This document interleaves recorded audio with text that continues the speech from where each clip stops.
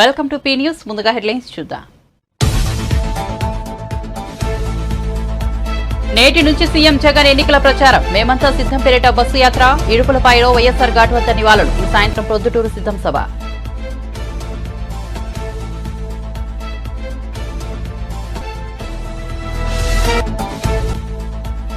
ఢిల్లీ బయలుదేరిన CM Revanth Reddy. CM వెంట మంత్రులు బట్టి విక్రమార్క, ఉత్తమ్ కుమార్ రెడ్డి. లోక్సభ అభ్యర్థుల తుది జాబితాపై కాంగ్రెస్ అధిష్టానంతో చర్చల కోసం ఢిల్లీకి సీఎం. మిగిలిన 8 స్థానాలకు నేడు అభ్యర్థులను ప్రకటించే అవకాశం.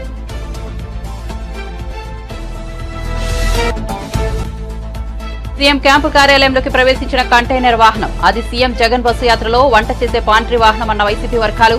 అందులో కరెన్సీ కట్టలతో కూడిన అట్టపెట్టెలు ఉన్నాయని టీడీపీ నేత పట్టాభి ఆరోపణ.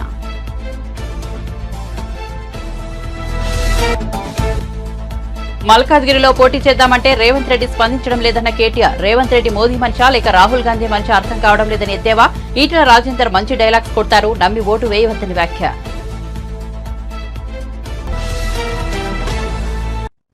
ఇక వార్త వివరాల్లోకి వెళ్తే ఏపీ సీఎం జగన్ ఇవాల్టి నుంచి ఎన్నికల ప్రచారం చేపట్టనున్నారు. మేమంతా సిద్ధం పేరిట ఆయన బస్సు యాత్ర ద్వారా ప్రజల్లోకి వెళ్లనున్నారు. ఈ ఉదయం కడప జిల్లా ఇడుపులపై చేరుకున్న సీఎం జగన్ తన తండ్రి దివంగత వైఎస్ఆర్ ఘాట్ వద్ద నివాళులర్పించారు. ఈ సందర్భంగా సర్వమత ప్రార్థనల్లో పాల్గొన్నారు. హిందూ, ముస్లిం, క్రైస్తవ మత పెద్దల నుంచి ఆశీర్వాదం అందుకున్నారు. అనంతరం ఇడుపులపై నుంచి ఎన్నికల సమరశంఖం పూరించారు. వైఎస్ఆర్ ఘాట్ నుంచి జగన్ బస్సు ముందుకు కదిలేది. ఇవాళ కడప పార్లమెంట్ స్థానం పరిధిలో సీఎం జగన్ ఎన్నికల ప్రచార యాత్ర కొనసాగనుంది. వేంపల్లి, బియ్యన్పల్లి, ఎర్రగుంట్ల, ప్రొద్దుటూరు జంక్షన్, పొట్లదుట్టి మీదుగా మేమంతా సిద్ధం యాత్ర సాయంత్రానికి ప్రొద్దుటూరు చేరుకోనుంది. సాయంత్రం ప్రొద్దుటూరులో సిద్ధం సభ నిర్వహించనున్నారు.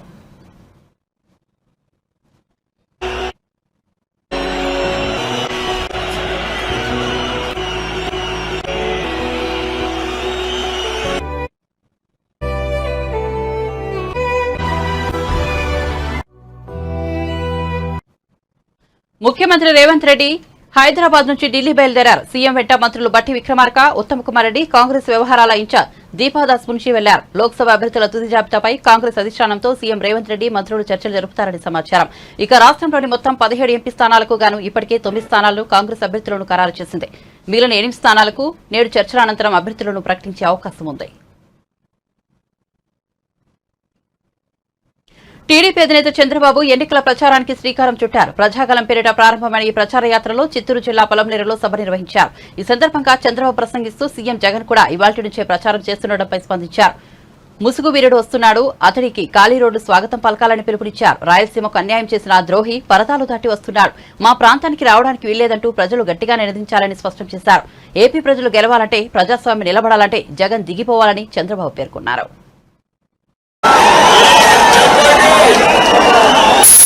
ప్రభుత్వ ఉద్యోగులు మీరు చెప్పండి, అందరూ ఆశలుకున్నారు. రాయలసీమని ఎవరు ఏమీ చేయలేవనుకున్నారు. అప్పుడు నేనున్నానని ధైర్యం చెప్పి ముందుకు వచ్చిన వ్యక్తి ఎన్టీఆర్. కృష్ణా జలాలు రాయలసీమకు తేవాలి, కరువు జిల్లాల్ని, కరువు గడ్డని సస్యశ్యామలం చేయాలని ఆలోచించిన వ్యక్తి నందమూరి తారక రామారావు గారు. ఈ రోజు నేను అక్కడే బస చేసి, అది ఎన్టీ రామారావు గారి ఆలోచన. కరువు గడ్డని పిల్లలుంటారు, ఒకరు సరిగా పనిచేయరు, వాళ్ళు వెనకబడిపోతారు. ఇంకొకరు కొన్ని కారణాల్లో పుట్టుకలోనే కొన్ని ఇబ్బందులతో పుడతారు.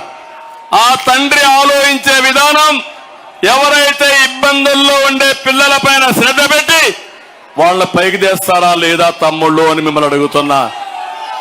నేను అదే చేశాను. రాష్ట్రంలో చూశాను, పేదవాళ్ళు ఉన్నారు, రాయలసీమలో కరువు ఉంది, ప్రత్యేక శ్రద్ధ పెట్టాను. రాయలసీమని రతనాల సీమగా చేయాలని ఒక కోరిక పెట్టుకొని ముందుకు పోయా. అందరినీ పూర్తి చేశాను.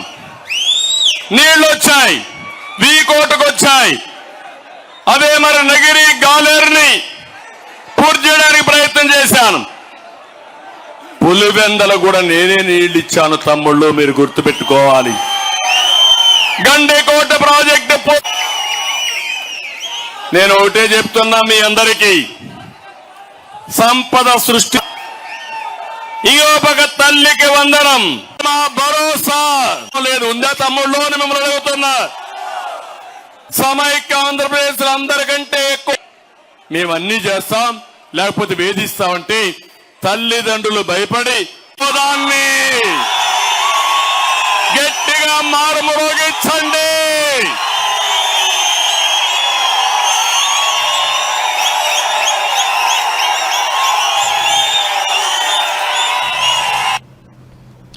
ఒంగోలు ఎంపీ మాగుంట శ్రీనివాసులు రెడ్డి జనసేన పార్టీ అధినేత పవన్ కళ్యాణ్ కలిశారు. ఇది మర్యాదపూర్వక భేటీ అని జనసేన పార్టీ వెల్లడించింది. మాగుంట శ్రీనివాసులు రెడ్డి మధ్యాహ్నం తన కుమారుడు మాగుంట రాఘవతో కలిసి మంగళగిరిలోని జనసేన పార్టీ ప్రధాన కార్యాలయానికి వచ్చారు. పవన్ కళ్యాణ్ కలిసి ఆయన పలు అంశాలపై చర్చించారు. వీరి వెంట ఉమ్మడి ప్రకాశం జిల్లా జనసేన పార్టీ అధ్యక్షుడు షేక్ రియాజ్ కూడా ఉన్నారు. మాగుంట ఇటీవల వైసీపీకి రాజీనామా చేసి టీడీపీలో చేరిన విషయం తెలిసిందే. ఇక తిరుపతి ఎంపీ స్థానం బీజేపీ అభ్యర్థి వరప్రసాద్ రావు కూడా పవన్ కళ్యాణ్ తో సమావేశమయ్యారు. తాజా రాజకీయ పరిస్థితులు, పొత్తు నేపథ్యంలో సమన్వయం, ఓట్ల బదిలీ తదితర అంశాలపై చర్చించినట్టు తెలుస్తోంది. గత ఎన్నికల్లో వైసీపీ తరపున గూడూరు అసెంబ్లీ స్థానం నుంచి గెలిచిన వరప్రసాద్ కొన్ని రోజుల కిందటే వైసీపీకి గుడ్ బై చెప్పారు. ఢిల్లీలో బీజేపీ పెద్దల సమక్షంలో కాషాయ కండువా కప్పుకున్నారు.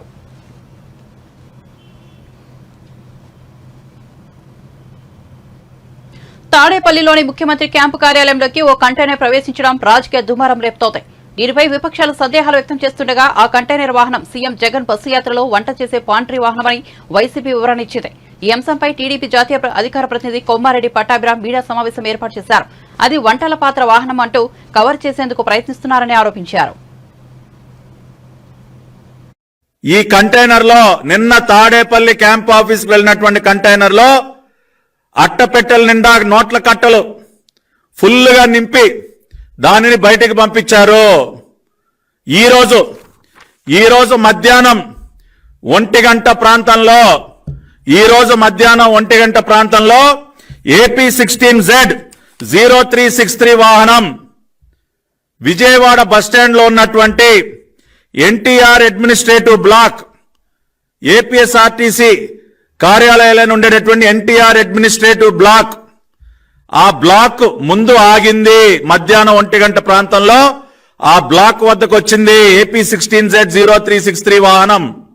ఏ వాహనం అయితే నిన్న తాడేపల్లి ప్యాలెస్ లోకి వెళ్లి బయటకు వచ్చిందో ఆ వాహనం ఇవాళ మధ్యాహ్నం 1 గంట ప్రాంతంలో Vijayawada bus stand NTR administrative block బయట ఆగింది.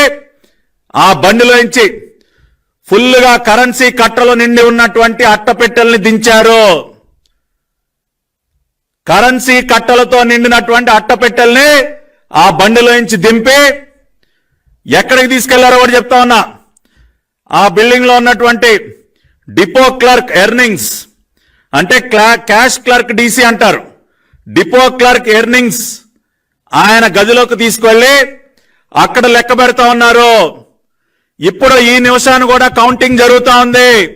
నేను ఛాలెంజ్ చేస్తా ఉన్నా, ఇవాళ మీడియా ప్రతినిధులు ఎవరైనా సరే మీరు విజయవాడ బస్టాండ్కి వెళ్ళండి, ఎన్టీఆర్ అడ్మినిస్ట్రేటివ్ బ్లాక్ దగ్గరికి వెళ్ళండి, అక్కడ ఉన్నటువంటి ఉన్నతాధికారులని సీసీటీవీ ఫుటేజ్ చూపించమని చెప్పండి. ఏపీ 16Z0363 ఈ బండి నిన్న తాడేపల్లి ప్యాలెస్ లోపలికి వెళ్లి బయటకు వచ్చినటువంటి ఈ కంటైనర్ ట్రక్ వచ్చిందా లేదా సీసీటీవీ ఫుటేజ్ బయట పెట్టాలి. ఇవాళ ఆర్టీసీ యాజమాన్యాన్ని తెలుగుదేశం పార్టీ పక్షం డిమాండ్ చేస్తూ ఉన్నాం. ఆ ట్రక్కులోంచి అట్టపెట్టెలు దిగాయా లేదా? నోట్ల కట్టలతో నిండి ఉన్నటువంటి అట్టపెట్టెలు దిగాయి. ఇప్పుడు ఈ నిమిషాన డిపో క్లర్క్ ఎర్నింగ్స్, ఈయన్ని క్యాష్ క్లర్క్ అని కూడా అంటారు, cash clerk DC, depot clerk earning chamber లో కౌంటింగ్ మిషన్లు పెట్టి మరి ఆ నోట్ల కట్టలని లెక్క పెడుతూ ఉన్నారు. కొన్ని కోట్ల రూపాయలు అట్టపెట్టెలు అక్కడికి దిగాయి. అక్కడి నుంచి రాష్ట్రంలో ఉన్నటువంటి వివిధ ప్రాంతాలకి ఈ కరెన్సీ కట్టలని తరలించే కార్యక్రమం జరుగుతూ ఉంది. ఇవాళ సిబిఐకి అప్పగిస్తారా? ఎలక్షన్ కమిషన్ కూడా మేము కోరుతా ఉన్నాం. ఇమ్మీడియట్ గా మీ టీమ్స్ ని పంపించండి, ఏపీఎస్ఆర్టీసీ విజయవాడ హెడ్ క్వార్టర్స్ కు పంపించండి. అక్కడ ఏం జరుగుతోందో చూడండి, మొత్తం ఫ్యాక్ట్స్ అన్ని బయటకు తీయండి. తీసి ఒక సెంట్రల్ ఇన్వెస్టిగేటివ్ ఏజెన్సీకి ఈ వ్యవహారానంతా కూడా అప్పచెప్పండి. అసలు ముఖ్యమంత్రి ఇంట్లో నుంచి నోట్ల కట్టలు రావటం ఏంటండి? కంటైనర్లు సీఎం జగన్ క్యాంప్ ఆఫీస్ లో ప్రవేశించిన కంటైనర్ వాహనం ప్రభుత్వ శాఖలకు ఫర్నిచర్ తీసుకొచ్చిందని వైవి సుబ్బారెడ్డి చెప్పగా వైసీపీ తన సోషల్ మీడియా ఖాతాలో మరో రకంగా వివరణ ఇచ్చింది. సీఎం జగన్ బస్సు యాత్ర సందర్భంగా దారిలో ఆహారం తయారు చేసే పాంట్రీ వాహనం అని వెల్లడించింది. ఆ పాంట్రీ వాహనం తాడేపల్లిలోని సీఎం క్యాంపు కార్యాలయానికి వస్తే ఆ వాహనంపై రామోజీ పచ్చి మీడియాలో దుష్ప్రచారం చేస్తున్నారని పేర్కొంది. అంతేకాదు వైసీపీ ఓ వీడియో కూడా పంచుకుంది. ఆ కంటైనర్ వాహనంలో ఏముందో కూడా వీడియోలో చూపించారు.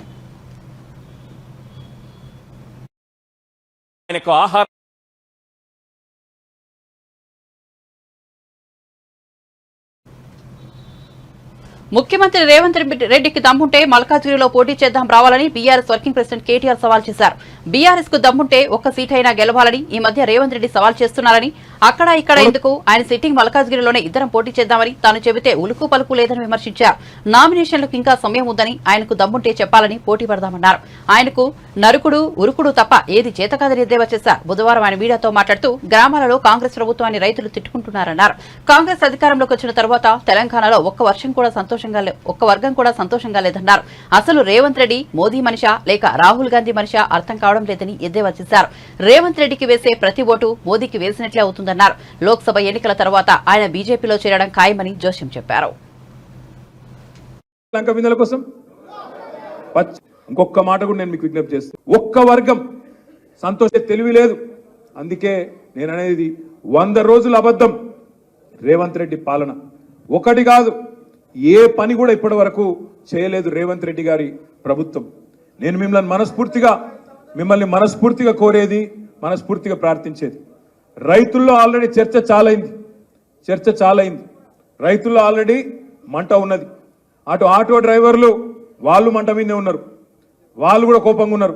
ఇటు యువకులు మా తమ్ముళ్ళు వాళ్ళు కూడా కేసీఆర్ ఇచ్చిన ఉద్యోగాలను 30,000 ఉద్యోగాలు కేసీఆర్ ఇచ్చిన ఉద్యోగాలకు కాగితాలు ఇచ్చి బురిడి కొట్టించి నేనిచ్చిన ఉద్యోగాలని చెప్పుకుంటున్నాడు, మోసం చేస్తున్నాడు అని చెప్పి విద్యార్థులు ఆగ్రహంగా ఉన్నారు.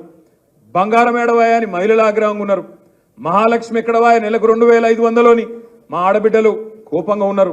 అదేవిధంగా పెద్ద మనుషులు 2,000 ఏంది, నేను 4,000 ఇస్తా, కేసీఆర్ 2,000 ఇస్తే సరిపోతుందా, 4,000 ఇస్తా, కేసీఆర్ ఒక ముసలవ్వకో ముసలయ్యకో ఇస్తున్నాడు, నేను ఇద్దరికి ఇస్తా, ఇంట్లో ఇద్దరుంటే ఇద్దరికి ఇస్తా అని చెప్తే ఇలా వాళ్ళు రగిలిపోతా ఉన్నారు. ఇంతకుముందు మాట్లాడుతుంటే వెనకకెళ్ళి నేను వింటున్నా, పెన్షన్ పోయింది అని కేతక్ అంటుంటే ఆ పెన్షన్ కూడా ఒక నెల ఎగొట్టిండని చెప్పి వెనకకెళ్ళి మా మహేశ్వరి, మా బేగంపేట కార్పొరేటర్ ఆడబిడ్డ చెప్తా చెప్పి బాధపడుతూ మెసేజ్లు, అన్నాగా యూట్యూబ్ ఇట్లా తిడుతున్నాడు, మాకు రేషం వస్తుంది, తన్నాలనిపిస్తుంది అని చెప్పి మెసేజ్లు పెడుతుంటారు. నేను ఒకటే అంటున్నా, ఎవరిని తన్నులు అవసరం లేదు, గుద్దులు అవసరం లేదు. ఓటు గట్టిగా గుద్దుతే మళ్ళా పార్లమెంటులో మోత మోగితే అందరు మొరిగే ప్రతి ఒక్కరికి సమాధానం చెప్పినట్టు అవుతుంది. రేవంత్ రెడ్డి నుంచి మొదలు పెడితే యూట్యూబ్ లో మొరిగే కుక్కల దాకా అందరికి సమాధానం చెప్పాలంటే మన గెలుపే దానికి సమాధానం అవుతుంది తప్ప ఇంకొకటి కాదు. ఇంకొక మాట కూడా నేను మీకు విజ్ఞప్తి చేస్తున్నా, మాకు కూడా ఉంది బాధ. అరే గింత 10 సంవత్సరాలు ముఖ్యమంత్రిగా ప్రజల మద్దతుతో పనిచేసిన నాయకుడు, తెలంగాణ అనే రాష్ట్రాన్నే పుట్టించిన నాయకుడు, శూన్యంలోంచి సునామీ పుట్టించిన నాయకుడు కేసీఆర్, అట్లాంటి కేసీఆర్ను పట్టుకొని నోటికొచ్చిన మాటలు మాట్లాడుతుంటే మీకెంత బాధ ఉందో నాకు కూడా అంతే బాధ ఉంది. కానీ ఈ సన్నాసులకు సమాధానం చెప్పాలంటే, కరెక్ట్ జవాబు చెప్పాలంటే పార్లమెంట్లోనే మన ఓటుతోని మనం వేసే వేటే వీళ్ళకు కరెక్ట్ సమాధానం. బాధ ఉంది, మాటలు వింటుంటే రక్తం మరుగుతుంది. అప్పుడప్పుడు రేవంత్ రెడ్డి మాట్లాడతాడు, నా కొడుకల్లారా, నా మాట ముఖ్యమంత్రి, నా కొడుకల్లారా చూసుకుంటా, మెడల పేగులేసుకుంటా, కడుపు జించుతా, పేగులు తీసి మెడలేసుకుంటా అంటాడు. ఆయన ముఖ్యమంత్రి లేదా బోటీ కొట్టేటోడు నాకు అర్థం కాదు. మెడల పేగులు వేసుకుంటే నాకు అర్థం కాదు, అదేం దౌర్భాగ్యం. మెడల పేగులు వేసుకుంటా అంటాడు ఒకసారి. ఇంకొకసారి ఏమో సెక్రటేరియట్కి వచ్చిండు, వచ్చి ఏమంటాడు, ఈడ లంకె బిందెలు ఉంటాయి అనుకున్నా, లంకె బిందెలు లేవు, ఖాళీ కుండలు ఉన్నాయి అన్నారు. అయ్యా రేవంత్ రెడ్డి గారు, అక్కడ ఖాళీ కుండలేమో కానీ హైదరాబాద్ నిండా ఖాళీ కుండలే ఉన్నాయి, నీళ్లు చక్కగా వస్తలేవు, దాని సంగతి ఏందో చూడు. లంకె బిందెలు అంటాడు, లంకె బిందెలు. ఆలోచించును మీరు, లంకె బిందెలట. ఎవడెత్తుతాడు లంకె బిందెల కోసం? పచ్చి దొంగలు, గడపారలు పట్టుకొని, తటపారలు పట్టుకొని, నెత్తి మీద బట్ట కప్పుకొని అర్ధరాత్రి చీకట్లో తిరిగేది ఎవడు? దొంగలు. పాడువాడ గుడ్ల చుట్టూ, పాడువాడ గడిల చుట్టూ తిరిగేది దొంగలు. ఏపీ ఎన్నికల్లో జనసేన టీడీపీ బీజేపీ పార్టీలు కూటమిగా పోటీ చేస్తున్న సంగతి తెలిసిందే. అభ్యర్థులకు టికెట్ల కేటాయింపుల విషయంలో టీడీపీ జనసేన పార్టీలు కొన్ని చోట్ల ఇబ్బందులు ఎదుర్కొంటున్నాయి.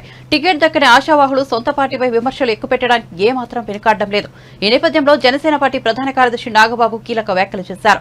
జనసేన అభ్యర్థుల విషయంలో పార్టీ అధినేత పవన్ కళ్యాణ్ తీసుకునే నిర్ణయమే అంతిమమని నాగబాబు స్పష్టం చేశారు. ప్రజాస్వామ్య పద్ధతిలో పార్టీ ప్రధాన కార్యవర్గంతో చర్చించిన అనంతరం పవన్ ఒక నిర్ణయానికి వస్తారనే విషయం అందరూ అర్థం చేసుకోవాలని కోరారు. అధ్యక్షులు ఒకసారి నిర్ణయం తీసుకున్న తర్వాత అందుకు విరుద్ధంగా బహిరంగ వేదికలు, మీడియా, సామాజిక మాధ్యమాలలో మాట్లాడితే ఇది పార్టీ వ్యతిరేక చర్యగా పరిగణించబడుతుందని చెప్పారు. ఇటువంటి అంశాలపై పార్టీ కాన్ఫ్లిక్ట్ మేనేజ్మెంట్ విభాగం బాధ్యులతో చర్చిస్తుందని, సంబంధిత వ్యక్తులపై క్రమశిక్షణ చర్యలు తీసుకుంటామని హెచ్చరించారు. గత ప్రభుత్వం అనేక శాఖల్లో బిల్లులు చెల్లించలేదని, 40,000 కోట్ల బిల్లులు పెండింగ్లో ఉన్నాయని తెలంగాణ రవాణా శాఖ మంత్రి పొన్నం ప్రభాకర్ ఆరోపించారు. సిద్దిపేటలోని కాంగ్రెస్ పార్టీ కార్యాలయంలో ఆయన మీడియాతో మాట్లాడారు. రాష్ట్రంలో కరువు పరిస్థితులపై బీఆర్ఎస్ రాజకీయం చేస్తోందన్నారు. అకాల వర్షం వల్ల పంట నష్టపోయిన రైతులను ఆదుకుంటామని మంత్రి తెలిపారు. 10 సంవత్సరాలు పరిపాలించి పెద్ద పెద్ద గొప్పలు చెప్పుకొని బ్రహ్మాండం, అద్భుతం అనే మాటలకు పూర్తిగా ప్రతి అంశానికి బ్రహ్మాండం బద్దలైనట్టుగా చెప్పుకున్న మీరు అధికారం దిగిపోయే నాటికి రాష్ట్రంలో 7 లక్షల కోట్ల అప్పుతో పాటుగా 40,000 కోట్ల రూపాయలు బిల్లులైనటువంటి పనులకు నిధులు చెల్లించే పరిస్థితి. ఇలా మేము కొత్త పనులు తీసుకొస్తే సార్ మాకు పాత బిల్లు ఇప్పి అనే కాడికి వచ్చింది. అది 1, 2 కాదు, ఈ డిపార్ట్మెంట్ అని కాదు, అన్ని డిపార్ట్మెంట్లలో ఈ రాష్ట్రంలో రైతులకు సంబంధించి రైతు బీమా పెట్టకపోవడం కారణంగా రైతులకు నష్టం జరుగుతుంది. పంట బీమా పథకం పెట్టకపోవడం వల్ల మీరు ఎంతసేపు రైతు బీమాని చనిపోయిన వాళ్ళకి సంబంధించిన అంశం మీద మాట్లాడుతారు. ఆ అంశాన్ని నేను ప్రస్తావిస్తలే. యావరేజ్ రోజు 2-3 చనిపోయినటువంటి పరిస్థితుల కారణాలు ఏమైనా వ్యవసాయం అద్భుతం, మా అద్భుతం అని చెప్పిన మీరే చెప్తారు. ఇంతమందికి రైతులకు చనిపోయిన వాళ్ళకి రైతు బీమా ఇచ్చినామని. మరి ఎందుకు చనిపోయారు? ఇలా రైతు పంటల బీమా పథకం పెట్టున్నట్టయితే ప్రివెన్షన్ ఆఫ్ డెత్, చనిపోకుండా ఆపడానికి, వాళ్ళని ఆదుకోవడానికి అవకాశం ఉండే కదా. అందుకు సంబంధించి కాంగ్రెస్ చర్యలు చేపట్టి ఇప్పటికే కేంద్ర వ్యవసాయ శాఖకు సంబంధించి చర్చలు, ఒక అగ్రిమెంట్ ప్రొసీజర్ ఫాలో అవుతా ఉన్నాం కదా 100 రోజుల ప్రభుత్వంలో. ఇవాళ మన వర్షాలు పడ్డాయి. ఉదాహరణకి జిల్లాల చిన్నకోటూరు కావచ్చు, సిద్దిపేట రూరల్ కావచ్చు, లేకపోతే మా దగ్గర పెంచంకి కావచ్చు, వర్షం నష్టం జరిగింది. అంచనాలు ఇచ్చాం, ప్రభుత్వం ప్రకటించింది.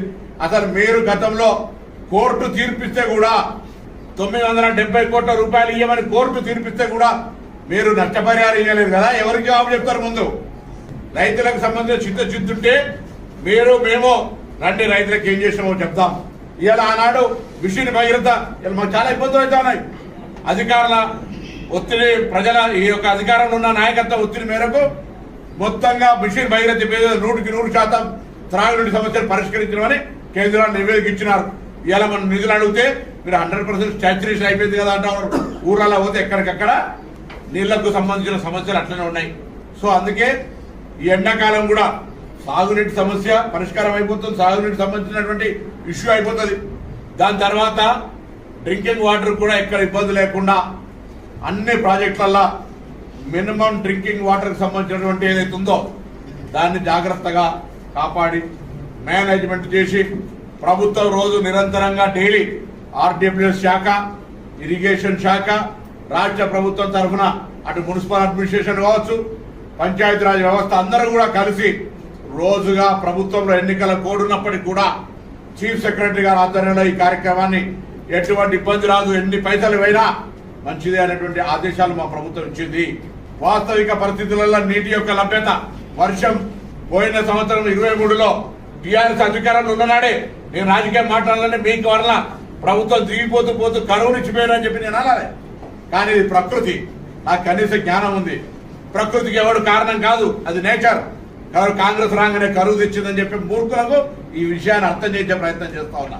ఎవరైతే వాళ్ళు మా యొక్క ప్రభుత్వ శాఖలన్నీ అటు రైతాంగానికి కావచ్చు, ఇటు త్రాగునీటి సమస్య కావచ్చు పరిష్కరించడానికి యుద్ధ ప్రాతిపాదికన పనిచేయడానికి, రెస్పాండ్ కావడానికి సిద్ధంగా ఉన్నాం.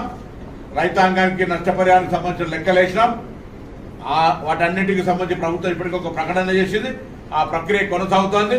రైతులను ఆదుకునే ప్రభుత్వం కాంగ్రెస్ ప్రభుత్వం. మరొకసారి చెప్తా ఉన్నా, తప్పకుండా మీరు అన్న మాట ప్రకారంగా డబుల్ బెడ్రూమ్ ఇల్లు కట్టిన ఇళ్లలో మీరు ఓట్లాడుకోండి, ఇందిరమ్మ కట్టిన ఊర్లలో మేము ఓట్లాడుగుతాం, రైతు బంధు ఇచ్చిన వాళ్ళని మేము ఓట్లాడుతాం, ఇయ్యాలన్నారు, మీరు అట్లాడుకోరు. ఇంత ఛాలెంజ్ మీరు ప్రభుత్వంలో ఉండి 10 సంవత్సరాలు పరిపాలించి పెద్ద పెద్ద గొప్పలు చెప్పుకొని బ్రహ్మాండం అద్భుతం అనే మాటలకు పూర్తిగా ప్రతి అంశానికి బ్రహ్మాండం బద్దలైనట్టుగా చెప్పుకున్న మీరు అధికారం దిగిపోయే నాటికి రాష్ట్రంలో 7 లక్షల కోట్ల అప్పుతో పాటుగా 40,000 కోట్ల రూపాయలు బిల్లులైనటువంటి పనులకు నిధులు చెల్లించే ఫోన్ ట్యాపింగ్ తో సినీ పరిశ్రమ రియల్ ఎస్టేట్ వ్యాపారులను బ్లాక్మెయిల్ చేశారని, ఈ వ్యవహారంలో నిష్పక్షపాత విచారణ జరగాలని మెదక్ బీజేపీ లోక్సభ అభ్యర్థి రఘునందన్ రావు డీజీపీని కోరారు. ఆయన బుధవారం ఫోన్ ట్యాపింగ్ వ్యవహారంపై డీజీపీకి ఫిర్యాదు చేశారు. అనంతరం మీడియాతో మాట్లాడుతూ నిష్పక్షపాతంగా విచారణ జరగాలని తాము కోరినట్లు చెప్పారు.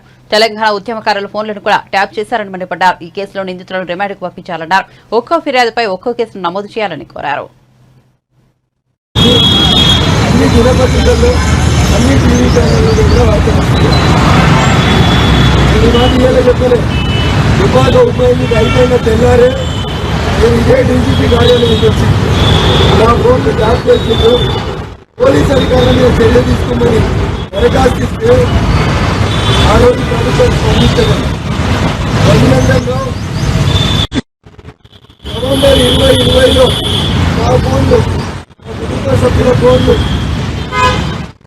మీరు ఏదైతే ఆరోపించిందో ఏ నిజమని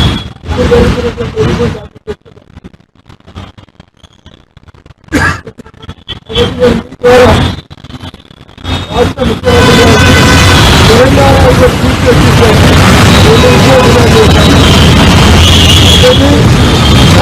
ముఖ్యమంత్రి చంద్రశేఖరరావు లేకుండా ఏ పోలీసులు కూడా టెలిఫోన్ ట్యాపింగ్ చేయాలి. అప్పుడు దుబ్బాక ఉప ఎన్నికల్లో మన దుబ్బాకకు ఇన్ఛార్జిగా పనిచేసిందంటే హరీష్ రావు అనేటువంటి మంత్రి. ఈ కేసులో మొదటి ఏం కావాలంటే చంద్రశేఖరరావు మొదటి ముద్దాయి, హరీష్ రావు రెండో ముద్దాయి, మూడో ముద్దాయి అప్పటి జిల్లా కలెక్టర్ వెంకటరామరెడ్డి మూడో ముద్దాయిగా చేసుకున్నారు. ఈరోజు రాష్ట్ర డీజీపీ గారికి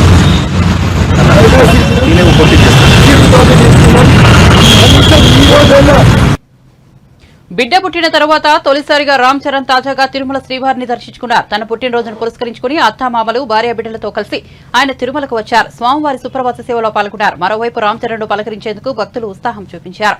ఆలయం నుంచి బయటకు వచ్చిన రామ్ చరణ్ దంపతులను చూసేందుకు అభిమానులు పెద్ద ఎత్తున తరలివచ్చారు.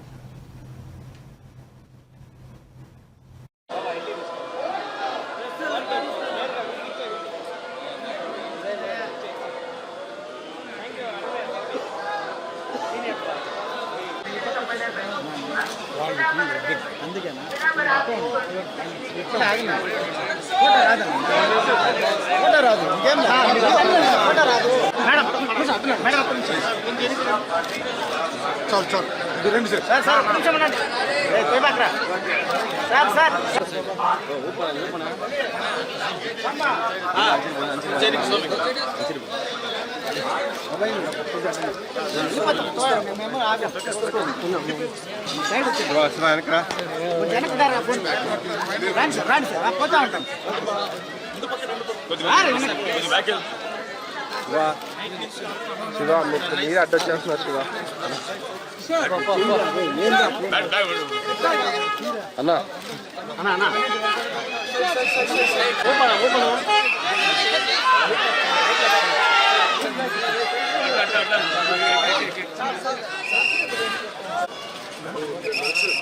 ఓకే సార్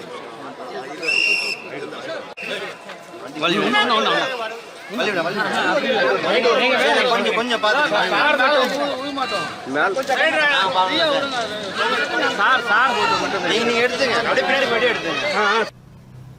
కాంగ్రెస్ పార్టీపై మాజీ మంత్రి మేడ్చల్ ఎమ్మెల్యే మల్లారెడ్డి మరోసారి విమర్శలతో మండిపడ్డారు. బుధవారం ఆయన మల్కాజ్గిరి పార్లమెంట్ నియోజకవర్గం ముఖ్య నేతల సమావేశంలో పాల్గొన్నారు. ఈ సందర్భంగా మాట్లాడుతూ బీజేపీ కాంగ్రెస్ పార్టీలు లోక్సభ ఎన్నికల్లో గెలుస్తామని చెప్పుకుంటున్నాయని, కానీ తెలంగాణకు వారు చేసింది ఏమిటో చెప్పాలని నిలదీశారు. 2 జాతీయ పార్టీలకు తెలంగాణ ప్రజలను ఓట్లు అడిగే హక్కు లేదన్నారు. ఆ పార్టీల నేతలు ఏ మోహం పెట్టుకుని ఓట్లు అడుగుతారో చెప్పాలన్నారు.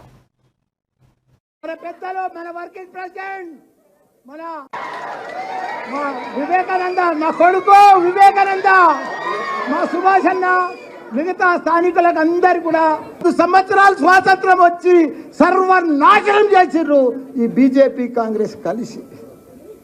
మనం 70 సంవత్సరాల సంది కూడా మనం వాళ్ళు ఏమి చేయలేదు, మనకు సాగునీరు ఇవ్వలేదు, తాగునీరు ఇవ్వలేదు, కరెంట్ ఇవ్వలేదు, ఒక రోడ్లు వేయలేదు, ఒక డెవలప్ చేయలేదు. ఒక్కడు గొప్ప మహాత్ముడు మన కేసీఆర్. ఉద్యమం తీసుకొచ్చి ఉద్యమం చేసి మన తెలంగాణను తెచ్చి అన్ని రకాల కూడా దేశంలోనే ఒక ఆదర్శ రాష్ట్రంగా చేసిన ఘనత మన కేసీఆర్ కు కేటీఆర్ కు ఉన్నది. వాళ్లకు ఓటు అడిగే హక్కు కూడా లేదు, వాళ్ళకు క్యాడర్ లేదు, లీడర్ లేరు, కార్యకర్తలు లేరు.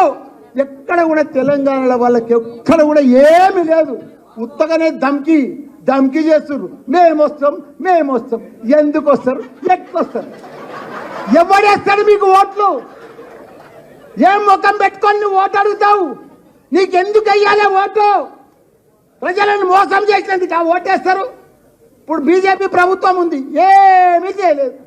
ఉన్న సిలిండర్ 400 1200 తీసుకుపోయాడు. ధరలు పెంచినందుకు వేయాలా బీజేపీకి? కాంగ్రెస్కి ఎందుకు వేయాలి చెప్పు?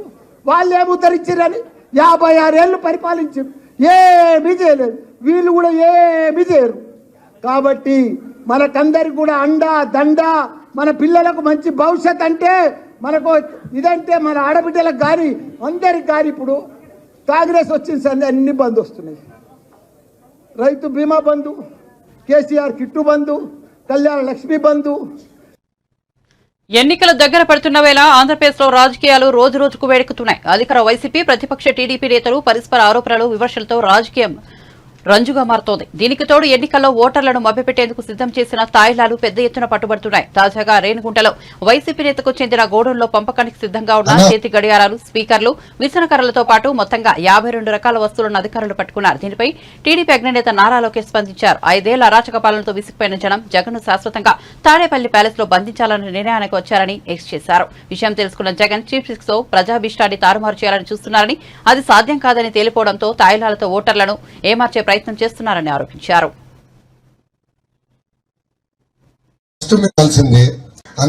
మీకు వీడియో పెడతా. ఇప్పుడు నెల్లూరు ఎంపీగా నిలబడుతున్నారు విజయసాయి రెడ్డి గారిని, పిల్లిగడ్డం. ఆయన జగన్ కేసులో మొత్తం A2. ఆయన ఏంటంటే రాజ్యసభలో మాట్లాడుతూ సంపూర్ణ మద్దతు మేము తెలుపుతున్నాం అని చెప్పాడు. అంటే ఆనాడు తెలీదా వాళ్ళకి? ఇప్పుడు ఆనాడు డౌట్ ఉంటే ఎందుకు ఓటేశారు, ఇప్పుడు ఎందుకు దుష్ప్రచారం చేస్తున్నారు? నేను సభాముఖంగా అడుగుతున్నా, ఎవరు చెప్పారండి మైనార్టీ సోదరులు భారతదేశం వదిలి వెళ్ళిపోవాల్సిన పరిస్థితి వస్తుందని? ఎవరు చెప్పారండి? ఏ పేపర్ చెప్పింది? సాక్షి పేపర్ చదివితే ఆరోగ్యానికి హానికరం అన్నా. సాక్షి పేపర్ చదివితే ఆరోగ్యానికి హానికరం, సాక్షి టీవీ చూస్తే మన గుండెపోటు వస్తుంది. దయచేసి రెండు చూడదు, అది ఫేక్ న్యూస్. ఎవరు చెప్పలా. బులెటిన్ ముగించే ముందు హెడ్లైన్స్ మరోసారి చూద్దాం.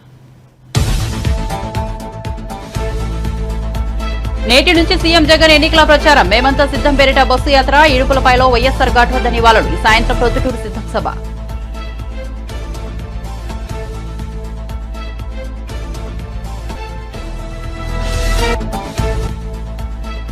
ఢిల్లీ బయలుదేరిన సీఎం రేవంత్ రెడ్డి. సీఎం వెంట మంత్రులు బట్టి విక్రమార్క, ఉత్తమ్ కుమార్ రెడ్డి. లోక్సభ అభ్యర్థుల తుది జాబితాపై కాంగ్రెస్ అధిష్టానంతో చర్చల కోసం ఢిల్లీకి సీఎం.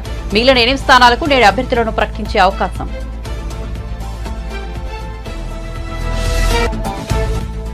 సీఎం క్యాంపు కార్యాలయంలోకి ప్రవేశించిన కంటైనర్ వాహనం. అది సీఎం జగన్ బస్సు యాత్రలో వంట చేసే పాంట్రీ వాహనం అన్న వైసీపీ వర్గాలు. అందులో కరెన్సీ కట్టెలతో కూడిన అట్టపెట్టెలు ఉన్నాయని టీడీపీ నేత పట్టాభి ఆరోపణ.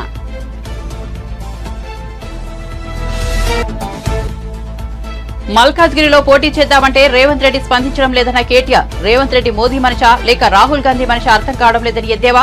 ఈటెల రాజేందర్ మంచి డైలాగ్స్ కొడతారు, నమ్మి ఓటు వేయొద్దని వ్యాఖ్య. మరిన్ని అప్డేట్స్ కోసం చూస్తూనే ఉండండి పీ న్యూస్.